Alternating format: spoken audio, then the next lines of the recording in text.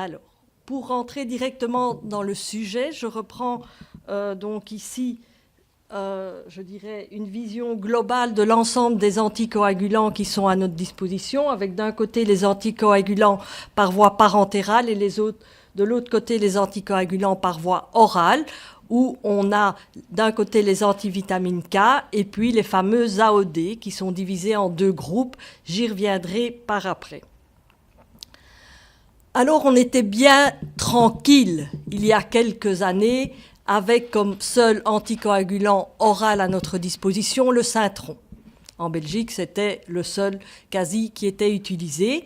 On avait à notre disposition l'INR, un test de coagulation de routine, qui permettait à la fois de prescrire de façon la plus optimale possible cet anticoagulant et qui permettait également d'évaluer le risque et thrombotique et hémorragique de ces patients sous anticoagulants. D'un autre côté, on avait également à notre disposition tout ce qu'il fallait pour réverser ces anticoagulants, à savoir la vitamine K et le PPSB. Et puis arrivent sur le marché les AOD. Alors là, on n'en a pas un, mais aujourd'hui, on en a 4. Peut-être que demain, il y en aura 5 ou 6. Avec des doses qui varient pour chaque anti-AOD et des doses parfois différentes pour le même AOD. Je reviendrai. Pour la réversion de ces AOD, qu'est-ce qu'on a à notre disposition? Cette drôle de molécule que je dois toujours lire parce que je n'arrive pas à la retenir par cœur, le PPSB ou quoi d'autre? Et puis, qu'est-ce qu'il en est pour évaluer le risque thrombotique et hémorragique de ces patients sous AOD? Est-ce que les tests de coagulation standard sont utiles? Est-ce qu'on a à notre disposition des dosages utilisables en pratique courante pour évaluer ce risque? Et en tout cas, je pense ce que l'on sait, c'est que ces tests de coagulation, eh bien, ne sont en tout cas pas utilisés pour doser ces médicaments, pour adapter le dosage. Et puis, ces tests de coagulation, est-ce qu'on en a une utilité quand on prend en charge ces patients en urgence? Alors, on va essayer un petit peu de démêler tout ça pour qu'à la fin de mon exposé, vous ayez les idées un petit peu plus claires. Pour commencer, je vais vous présenter 2 diapositives tirées du cours d'hématologie donné actuellement aux étudiants en médecine, donc en deuxième doc, ou deuxième master. Donc, d'abord ici les antivitamines K, où la colonne de gauche reprend les désavantages de cette molécule et la colonne de droite les avantages. Les avantages, on les connaît, je n'y reviendrai plus. Et puis les désavantages, vous voyez, j'ai souligné en rouge ce qui me semble être réellement des désavantages, par exemple, mais par contre, qu'un monitoring soit indispensable, l'INR soit un désavantage, pour ma part, en tout cas là aujourd'hui, pour moi ce n'est pas un désavantage, je mettrais plutôt ça comme un avantage. Concernant les AOD, même tableau, avec d'un côté les avantages des AOD et de l'autre côté les inconvénients.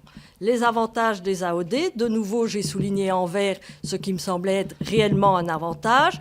Et par contre, vous voyez, j'ai mis des points d'interrogation en rouge parce que est-ce que c'est réellement un avantage que l'effet, et est-ce que c'est réel? Est-ce que l'effet anticoagulant est prévisible à tel point qu'il n'y a pas de monitoring qui soit nécessaire? Et deuxième avantage avec un point d'interrogation, nous y reviendrons, pas d'interférence alimentaire et peu d'interférence médicamenteuse. Par contre, les inconvénients, là, ils sont tous là, bien présents. Élimination rénale, pas d'antidote ou depuis peu seulement pour le dabigatran. On n'a à notre disposition que des tests de laboratoire qui sont complexes. Ils sont limités, leur indication est limitée. Il y a toute une série de médicaments et des schémas très différents. Donc, on est actuellement encore tout à fait dans le brouillard. Alors, la seule chose qui est claire, et je pense que vous le savez, c'est l'indication de ces AOD. Dans un premier temps, ils ont été prescrits en prévention primaire des événements thromboemboliques en post-opératoire de PTH et de PTG. Et vous avez sans doute souvenir qu'à ce moment-là, toutes les firmes qui faisaient ces médicaments sont venues vers nous anesthésistes parce qu'on les intéressait. Mais on les a intéressés un certain temps puisque ce qui les intéresse et pour lequel ils ont eu l'AMM, c'était la prévention des accidents vasculaires cérébraux et des embolies systémiques chez les patients avec une fibrillation atriale non valvulaire. Ils sont depuis peu également reconnus pour la prévention et le traitement des thromboses veineuses profondes et des embolies pulmonaires.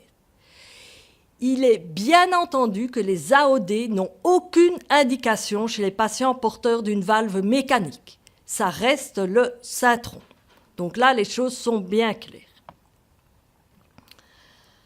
Alors, on va reprendre donc l'ensemble de ces molécules, qui ont tous des noms à coucher dehors. Donc déjà, retenir les noms, c'est compliqué.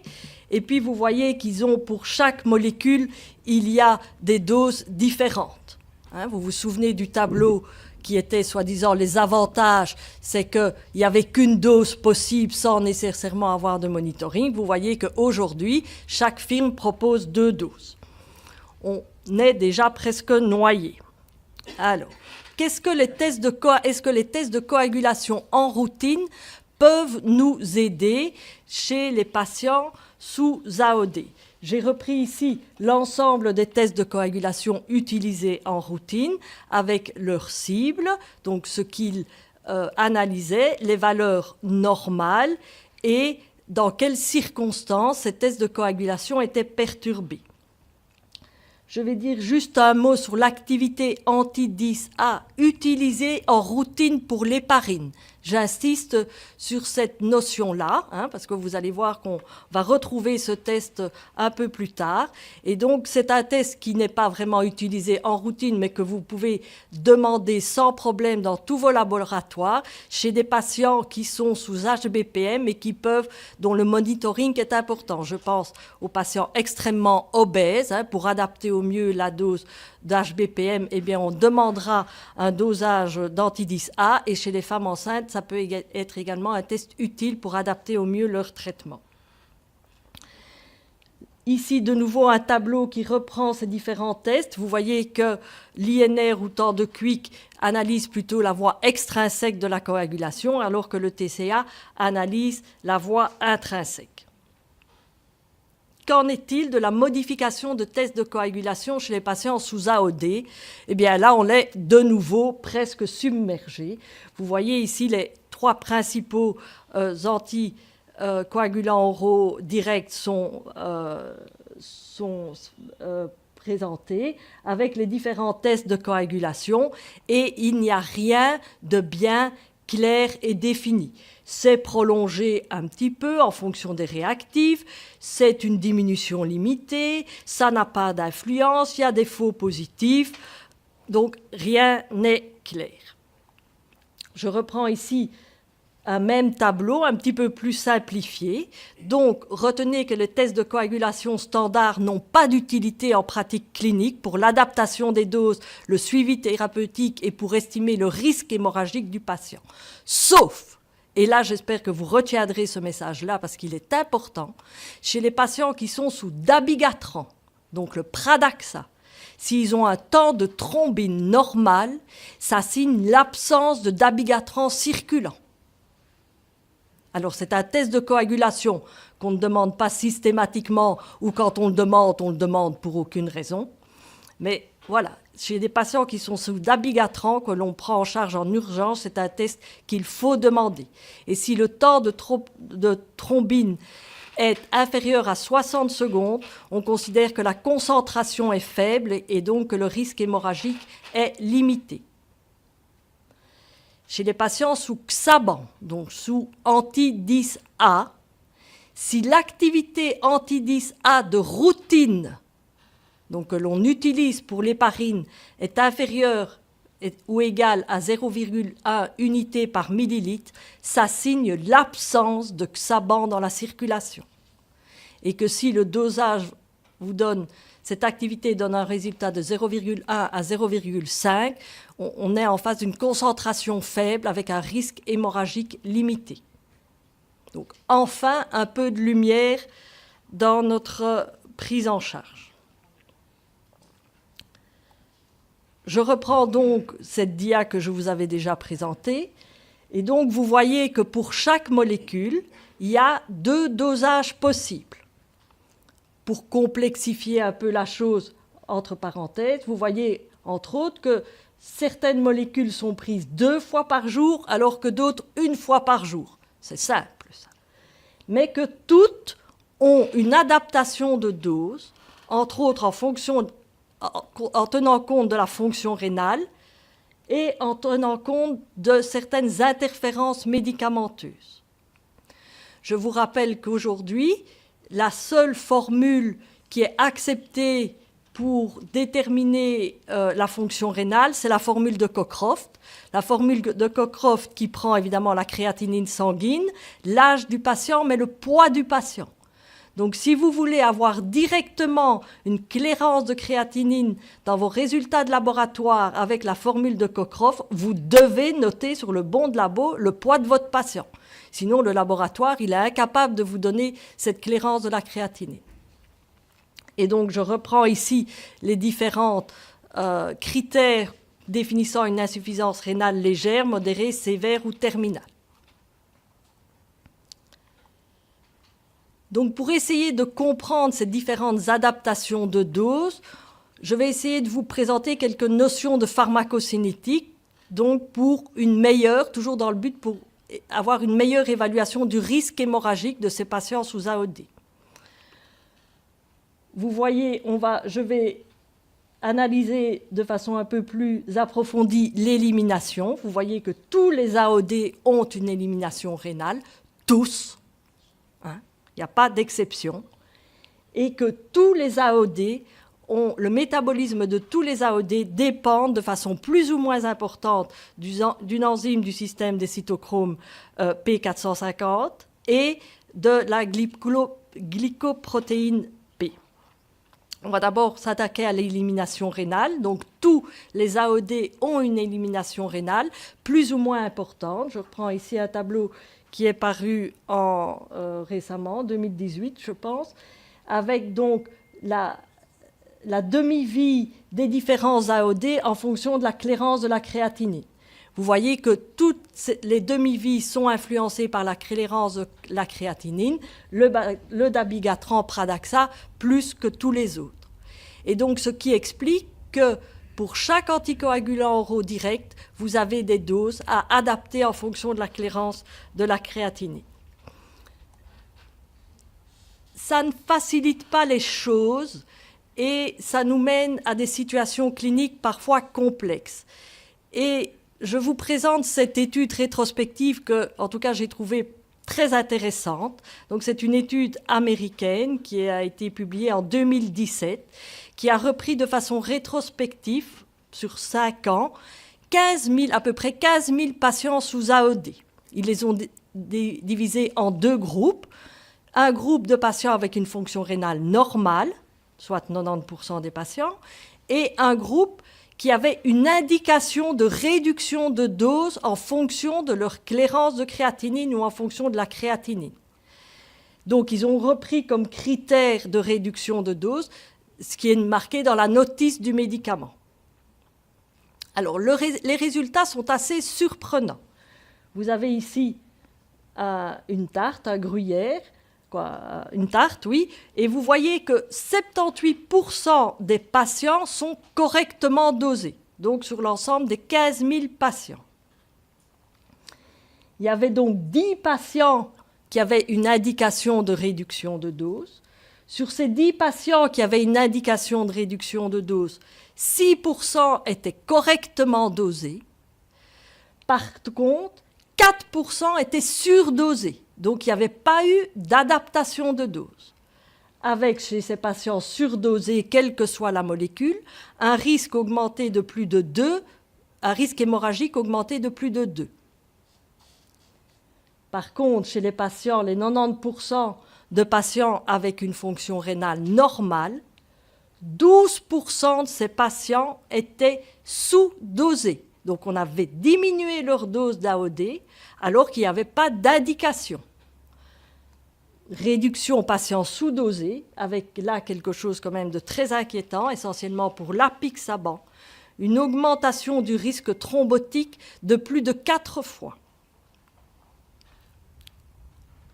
Ils ont analysé tous ces groupes. Donc ici, le premier tableau qui est un petit peu difficile à comprendre, c'est les pourcentages surdosés, donc les patients avec une insuffisance rénale chez qui on n'avait pas fait d'adaptation de dose. Vous voyez qu'avec les différents médicaments, on a à peu près, je dirais, le même pourcentage de surdosage dans l'ensemble sur les 3 médicaments. Mais vous voyez que les patients le plus à risque d'être surdosés, c'est les patients donc jeunes. Vous voyez ici, 78%, 80% des patients entre 18 et 75 ans qui sont surdosés, donc qui ont une atteinte de la fonction rénale, peut-être pas prise en considération, et chez qui on a donné des doses normales d'AOD. Les patients âgés, mais finalement, il n'y a que 20% des patients âgés qui sont surdosés. Et c'est les patients, heureusement, avec un risque un score hémorragique, j'y reviendrai par après, faible, qui sont surdosés.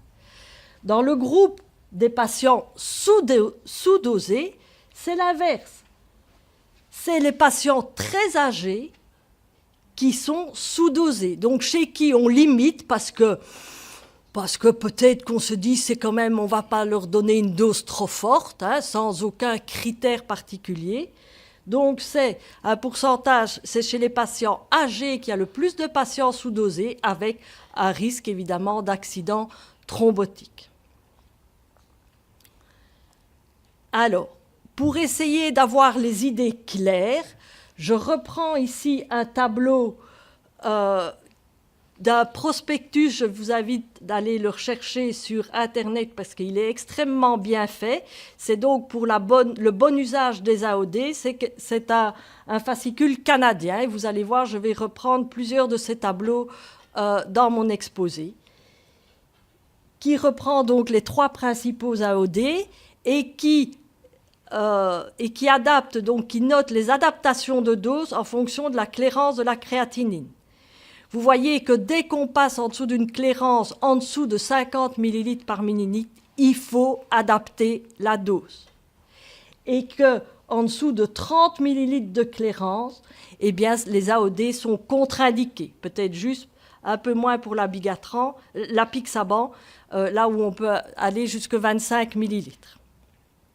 Donc ça, les choses sont claires. Donc si vous voyez un patient avec une fonction rénale altérée et qui a des doses normales de son AOD, eh bien vous pouvez déjà vous dire qu'il est surdosé et donc il a un risque hémorragique majoré. On continue dans la pharmacocinétique des AOD pour dire 2 mots sur le métabolisme, avec ces molécules qui sont toujours un petit peu chinoises, le cytochrome P450, ça on connaît. Eh bien, les AOD sont métabolisés entre autres par un cytochrome appartenant à cette famille, qui est le cytochrome P3A4. Et ce qu'il faut retenir, c'est que ce sont surtout les xabans qui sont métabolisés par ce cytochrome. Une autre molécule importante dans le métabolisme, l'élimination des AOD, c'est la glycoprotéine P, qui est un espèce de transporteur qui permet à l'AOD de repasser dans la lumière intestinale. Et là, c'est le contraire, c'est le dabigatran qui est le plus sensible, qui est le plus dépendant de la glycoprotéine P. Un tableau de nouveau avec énormément de choses. Je vous rappelle le tableau de départ là, des étudiants en médecine, les AOD, pas d'interférence médicamenteuse ni alimentaire. On y revient quand même. Et c'est pour ça qu'il y a des adaptations de dose en fonction des médicaments que le patient prend. Les antiacides, sachez que le dabigatran, qui est en tout cas, le comprimé, c'est une prodrogue et qu'il lui faut un milieu acide pour être absorbé. Donc, si vous avez des patients avec des antiacides, s'ils le prennent en même temps, eh bien, ils risquent d'avoir une moins bonne concentration d'abigatran. Je ne parlerai pas de ce médicament-là parce qu'on ne l'utilise plus. Vous voyez que le verapamil, par son action sur la protéine P, la glycoprotéine P et le cytochrome, augmente la concentration sanguine de dabigatran, parfois même à des augmentations extrêmement importantes. Vous voyez aussi que tout ce qui est antifongique augmente de façon majeure les concentrations de tous les AOD. Donc, dans cette revue, cette brochure canadienne, c'est une contre-indication formelle d'associer AOD avec ces antifongiques. Par contre, par leur effet de stimulation, d'induction du cytochrome, les antiépileptiques diminuent fortement les concentrations des AOD, donc ça reste une contre-indication de les associer, AOD et antiépileptiques. Je termine pour mettre un petit peu de lumière quand même dans tout ça par un tableau toujours repris dans ce fameux fascicule avec donc notre antivitamine K. Vous voyez que les feux verts sont quand même bien nombreux, alors que du côté des AOD, eh bien, il y a quand même des zones où on ne va pas et des zones strictement interdites, et par contre aussi des zones qui n'ont jamais été vraiment étudiées. Pour mon ami Alain, vous voyez qu'en obésité morbide, je ne dis pas parce qu'il est obèse, mais c'est parce que c'est notre référent en chirurgie bariatrique, eh bien, les AOD n'ont pas encore été vraiment étudiés, et donc gardons les antivitamines K et l'INR pour doser au mieux ces médicaments. Je terminerai par cette partie par vous rappeler un score qui a été établi pour essayer d'évaluer le risque hémorragique des patients sous anticoagulants. Et vous voyez que dans ce score interviennent l'hypertension artérienne, l'altération de la fonction rénale hépatique, les antécédents d'accidents vasculaires, des antécédents hémorragiques, l'âge du patient et des associations médicamenteuses. Il est convenu que si le score est supérieur à 3, il y a un risque élevé de saignement. Et si on reprend les différents dosages pour le Pradaxa, eh bien, il y avait entre autres risque hémorragique élevé. Donc si ce patient présente un risque hémorragique élevé, ça veut dire s'il a ce score supérieur à 3, eh bien, il faut ajuster la dose de l'anticoagulant oraux. Alors, j'ai essayé de dresser un tableau, je dirais, le plus complet, mais à la fois le plus clair possible et le plus simplifié pour nous aider à la prise en charge de ces patients sous anticoagulants oraux, de la prise en charge en urgence. Parce que les choses ne vont pas aller en s'arrangeant. Les chiffres ici de l'OMS estiment que d'ici 2030, plus de 12 millions de personnes dans le monde présenteront une fibrillation auriculaire. Et entre 2009 et 2014, il y a eu une augmentation de plus de 4 millions de l'usage des AOD, avec une incidence connue des complications hémorragiques sérieuses pour l'ensemble de ces AOD.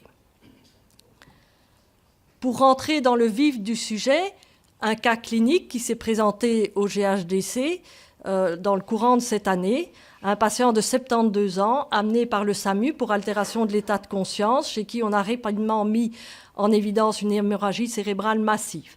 Dans ses antécédents médicaux, une fibrillation auriculaire découverte dans l'année, et dans ses antécédents chirurgicaux, opéré de carotide dans les 3 mois avant, et chez qui on avait mis un stent actif 15 jours auparavant, et donc son traitement à l'admission comportait du Plavix, de l'Azaflo et du Pradaxa à 2 fois 150 mg. Son labo d'entrée, rien à se mettre sous la dent. Une hémoglobine qui était bonne, des plaquettes qui étaient bonnes, une coagulation de base, rien d'inquiétant, et une fonction rénale normale. fort de tout ce que je vous ai présenté auparavant, quand on prend en charge en urgence un patient sous AOD, qu'est-ce qu'il faut faire? Il faut, dans la mesure du possible, faire une anamnèse médicamenteuse la plus précise possible.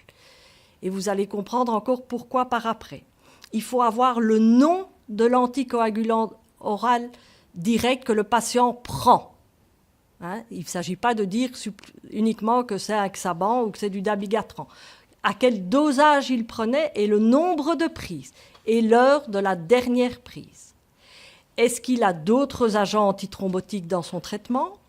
Et on recherche éventuellement une interférence médicamenteuse. Vous avez vu le verapamil, les antifongiques, éventuellement les antiépileptiques. On fait une biologie ciblée. Donc on demande une clairance de la créatinine selon la formule de Cockcroft.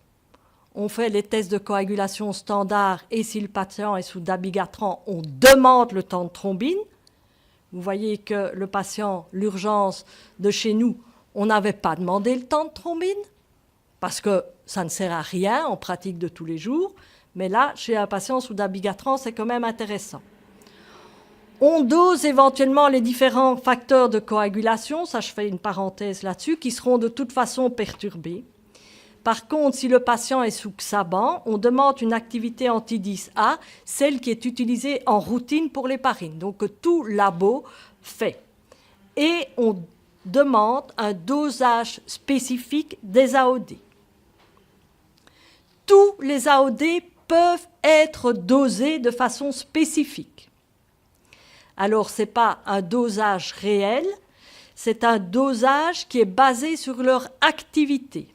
Je vous explique, parce que c'est intéressant de comprendre comment ça se passe. Le dosage réel des AOD se fait par spectrométrie de masse. Ça ne se fait pas dans les laboratoires cliniques tous les jours. Donc, que font nos laboratoires? Ils ont à leur disposition des kits pour chaque anticoagulant oraux direct. Donc, des kits différents, d'où l'importance de noter exactement quel anticoagulant oral direct le patient prend. Ils ont des kits avec des flacons de plasma de calibrage, avec des concentrations de l'AOD bien définies, qui ont été définies par spectrométrie de masse. Ils passent ces plasmas de calibrage dans leur machine et ils dosent l'activité. Pour l'hexaban, c'est l'activité anti-10A, on y revient, et pour le dabigatran, c'est le temps de thrombine diluée ou un test à l'écarine. Ils ont donc des concentrations bien définies, ils obtiennent une série de temps pour chaque concentration et donc ils peuvent dresser une courbe. Et puis donc, quand ils reçoivent le plasma du patient, ils analysent l'activité du plasma du patient, ils remettent cette activité sur la courbe et ils vous donnent un dosage. Il y a une corrélation excellente entre le dosage réel par spectrométrie de masse et les kits utilisés, sauf éventuellement pour les valeurs très basses. Mais ça n'a pas pour nous de grosse importance. La valeur de référence est identique pour tous les AOD. On a de la chance. Le résultat vous sera toujours donné en nanogrammes par millilitre. Si vous avez une concentration inférieure à 30 nanogrammes, quel que soit l'AOD, vous pouvez considérer qu'il n'y a pas de risque hémorragique. Par contre, si vous avez un dosage qui est supérieur à 500 nanogrammes, vous êtes en surdosage, quel que soit l'AOD. J'ai juste repris ici les différentes concentrations maximum et minimales reprises pour les différents AOD. Vous voyez juste que pour le rivaroxaban, on tourne entre 100 et 200 nanogrammes. Pour le dabigatran, c'est autour de 200 nanogrammes. Et mais pour l'apixaban, c'est même pas connu. Voilà. Et j'ai repris ici l'heure de pic pour les différentes concentrations. Donc retenez ce chiffre. Tous les AOD peuvent être dosés. Tous les laboratoires ne le font pas. Mais les grosses structures peuvent le faire. Et les résultats, je dirais, les valeurs de référence sont les mêmes pour tous les AOD. On est bien. voici une étude qui a été publiée en 2015 et qui reprend donc le temps qu'il faut, quel est le pourcentage de la population qui arrive après 12 heures, 24 heures, 48 heures, voire jusqu'à plus de 120 heures, en dessous de ces fameux 30 nanogrammes, après qu'on les ait arrêtés. Eh bien, cette étude a mis en évidence qu'il fallait plus de 120 heures pour que 100% des patients atteignent une concentration inférieure à 30 nanogrammes. On n'est pas arrivé. Alors, je poursuis. Et donc, quand on prend en urgence ces patients et qu'il y a une intervention chirurgicale qui est programmée, il faut quand même bien se rappeler le risque hémorragique en fonction du type de chirurgie. C'est des critères qui sont bien définis. Il y a des chirurgies à haut risque, des chirurgies à risque modéré et des chirurgies à faible risque. Donc on ne va pas mettre en œuvre la même chose pour une chirurgie à faible risque par rapport à une chirurgie à haut risque. Donc, si on doit faire une chirurgie en urgence sous AOD, si les dosages sont disponibles et qui sont inférieurs à 30 nanogrammes, ou si on a dans nos tests de coagulation des valeurs, un temps de thrombine normal et une activité anti-10 anormale, on peut opérer le patient en toute sécurité.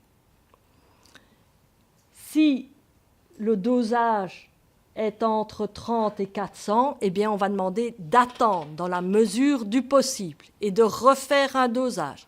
Le laboratoire, une fois qu'il a fait 2 dosages, peut aussi vous donner le délai avec lequel, quand le patient arrivera en dessous des 30 nanogrammes, puisqu'il a une courbe, il peut alors dessiner une courbe. S'il n'y a pas moyen d'opérer et d'attendre, eh bien on opérera et on antagonisera s'il y a un saignement anormal, j'y reviendrai. Si votre patient est au-dessus de 400-500 nanogrammes, on est là dans le cadre d'un surdosage et le risque hémorragique, évidemment, est majeur.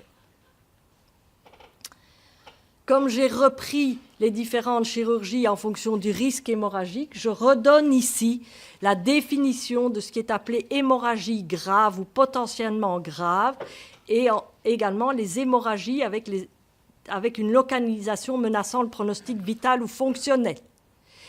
Si votre patient ou si l'hémorragie que vous rencontrez ne rentre pas dans ces critères, il s'agit d'une hémorragie non grave. Alors, je reprends ici la proposition d'algorithme que Anne Gaudier a présentée il y a quelques mois pour la prise en charge des hémorragies chez les patients sous AOD. Si l'hémorragie est non grave, on fait un traitement étiologique et on ne fait pas de réversion. Si l'hémorragie est grave, selon les définitions que je viens de vous redonner, si le geste hémostatique est efficace, on ne fait pas de réversion. Si le saignement est persistant, mais qu'on a des concentrations en AOD inférieures à 50 nanogrammes, on ne fait pas de réversion. Si le saignement est persistant et qu'on a des concentrations supérieures à 50 nanogrammes, on est en droit de réverser. Dernière situation, si on est face à une hémorragie dans un organe critique, je pense essentiellement au système nerveux central, ou face à un choc hémorragique, on peut réverser immédiatement sans attendre le dosage. Alors, qu'est-ce qu'on a à notre disposition pour contrecarrer un saignement sous AOD? Je passe les traitements non spécifiques que vous connaissez tous. Donc, on ne réverse que si l'hémorragie est grave. On a donc à notre disposition cette fameuse molécule, l'idarucizumab ou Praxben, on va rester au Praxben, qui est l'antidote spécifique du dabigatran, uniquement du dabigatran. La dose, c'est 2 fois un flacon, donc c'est 2 flacons de 2,5 grammes en IV lente. Vous avez vu le prix du traitement, 2 700 €. C'est une molécule qui se conserve au frigo, Donc je vous invite tous à vous renseigner de votre institution, de savoir s'il y en a et où il est. Vous pensez bien qu'il n'y en a pas un stock infini dans chaque unité de soins ou dans chaque quartier opératoire. De plus, il a une date de péremption relativement courte de 24 mois. L'autre moyen de réverser pour les Xaban, eh bien, on a à notre disposition que le fameux PPSB que l'on utilise pour les antivitamines K. Ce n'est pas dans les critères de remboursement, mais on s'accorde pour pouvoir utiliser ce produit en cas d'hémorragie grave chez les patients sous Xaban.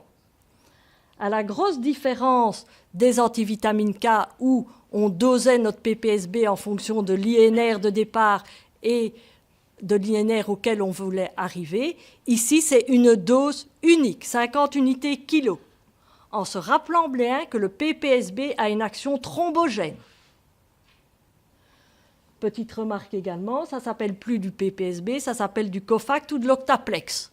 Alors si vous vous demandez du PPSB à quelqu'un, il vous dira on n'a pas, ah ben non, dans le frigo c'est plus du PPSB, c'est du Cofact. Ce sont des petits détails, mais qui dans des situations urgentes peuvent quand même être très déstabilisants. Alors, venons-en à cette molécule, donc le Praxben, qui est produit par la technologie de l'ADN, qui est un fragment d'anticorps monoclonal, qui a une énorme affinité pour le Pradaxa, 300 fois plus puissante, l'affinité est 300 fois plus puissante pour le Pradaxa que le Pradaxa pour la thrombine. Donc, il forme un complexe qui est très, très stable et très rapide. Il a une demi-vie relativement courte de 45 minutes. Nous y reviendrons. Je me permets de vous présenter l'étude qui a permis à cette molécule d'avoir son autorisation de mise sur le marché. C'est une étude de phase 3, étude Reverse AD. L'objectif principal, c'était de démontrer la réversion des effets anticoagulants du dabigatran par l'administration de 5 grammes de Praxben. Cette étude de phase 3 faisait suite à une étude préliminaire qui a été réalisée sur 145 hommes sains, volontaires sains, qui ont pris pendant 4 jours 2 fois 220 mg de Pradaxa. Et on a regardé différentes choses. D'abord, une bonne tolérance du Praxben, pas d'effets secondaires notables à l'utilisation du Praxben, une neutralisation des effets du dabigatran, et pas d'effet sur les tests de coagulation de routine. Donc, ils ont lancé cette étude de phase 3, qui a été une étude ouverte, multicentrique, avec un seul traitement. Il y avait 2 groupes. Un groupe A, qui était les patients prenant du dabigatran et qui présentaient un saignement non contrôlé ou menaçant le pronostic vital, et des patients du groupe B, patients prenant du dabigatran et qui nécessitaient une chirurgie ou une procédure en urgence. Le critère principal, c'était la réversion de l'effet anticoagulant du dabigatran basé sur les tests de temps de thrombine diluée ou le temps d'écarine. Et les critères secondaires étaient la concentration du dabigatran, la durée de la réversion, l'heure de l'arrêt du saignement pour les patients du groupe A et le délai avant la chirurgie pour les autres groupes et la survenue d'un saignement majeur 24 heures après la chirurgie. Les résultats ont été assez extraordinaires, ou ont été en tout cas présentés comme extraordinaires. Donc ils ont eu 500 patients, avec 60 patients dans le groupe A qui présentaient essentiellement une hémorragie digestive ou une hémorragie intracrânienne, et 40% dans le groupe B. Le critère principal a été rencontré, 100% des patients ont eu une réversion immédiate de l'effet anticoagulant du dabigatran. Les critères secondaires, pas d'effet indésirable. Dans le groupe A, il a fallu 2h30 pour arrêter l'hémorragie. Et dans le groupe B, à peu près 1h30 pour pouvoir faire la chirurgie. Donc le Praxben a obtenu son autorisation de mise sur le marché comme agent de réversion spécifique pour le Pradaxa dans les cas d'urgence chirurgicale ou de procédure urgente et dans le cas d'un saignement menaçant le pronostic vital. Mais cette étude a été critiquée déjà par plusieurs personnes. Ce n'est pas moi qui la critique.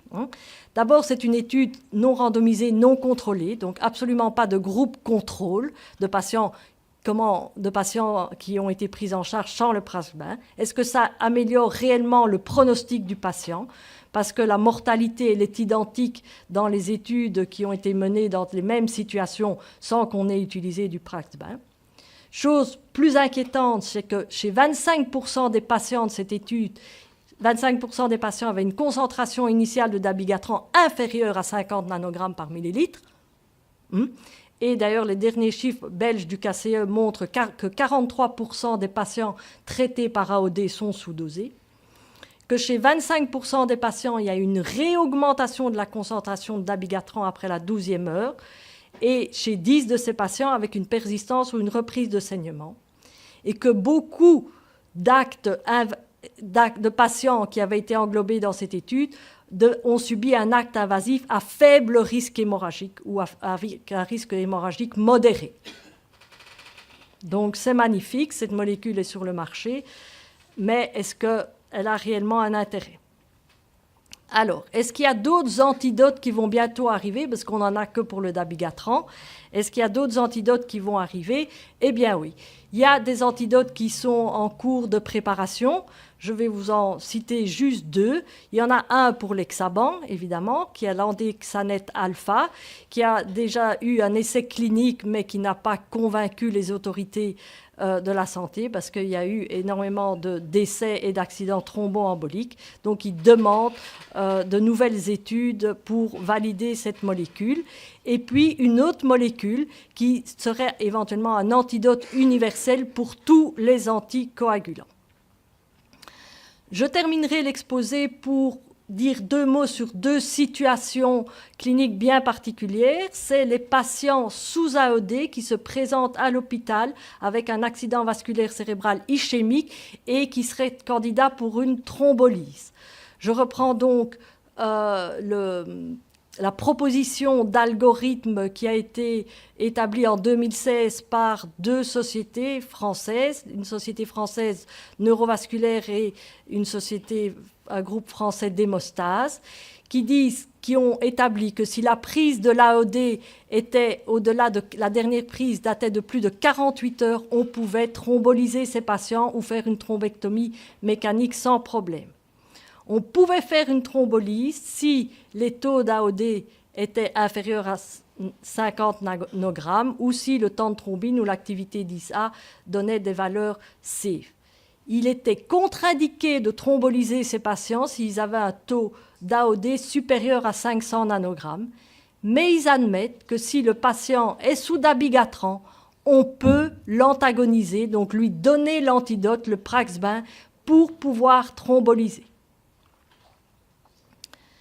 Dernière situation, c'est la prise en charge des fractures du col du fémur sous AOD, qui reste toujours une grande bouteille à encre. Juste ici, un case report, donc publié en 2017. Donc la prise en charge d'une patiente âgée, vous voyez, de 86 ans, avec un BMI à 36, qui était sous dabigatran 2 fois 150 mg et qui avait une clairance de la créatinine à 33 ml. Donc vous vous dites déjà, elle est surdosée. La preuve, c'est qu'ils n'ont même pas fait de dosage du dabigatran le premier jour parce que ça ne servait à rien, de toute façon, elle allait être au plafond. Et donc, qui ont fait des dosages jour après jour et qui ont constaté une augmentation encore du taux circulant au 4e jour et qui n'ont opéré finalement le patient qu'au 6e jour quand ils avaient des taux de dabigatran acceptables. Je reprends pour terminer donc deux diapositives que j'avais présenté à nos orthopédistes pour essayer d'éclaircir au mieux la prise en charge des patients avec les antithrombotiques en général. Et donc, la question qu'on se pose, est-ce qu'on va doser les AOD chez les patients qui se présentent avec une fracture du col du fémur pour adapter au mieux la prise en charge et avec l'idée quand même qu'on doit les opérer dans les 48 heures en tenant compte de l'acte chirurgical qui va être fait, à savoir si c'est un clou ou une prothèse. Voilà, j'espère que je vous ai éclairé au mieux sur ce sujet complexe et que vous allez pouvoir prendre la mer de façon la plus sereine possible. Merci pour votre attention.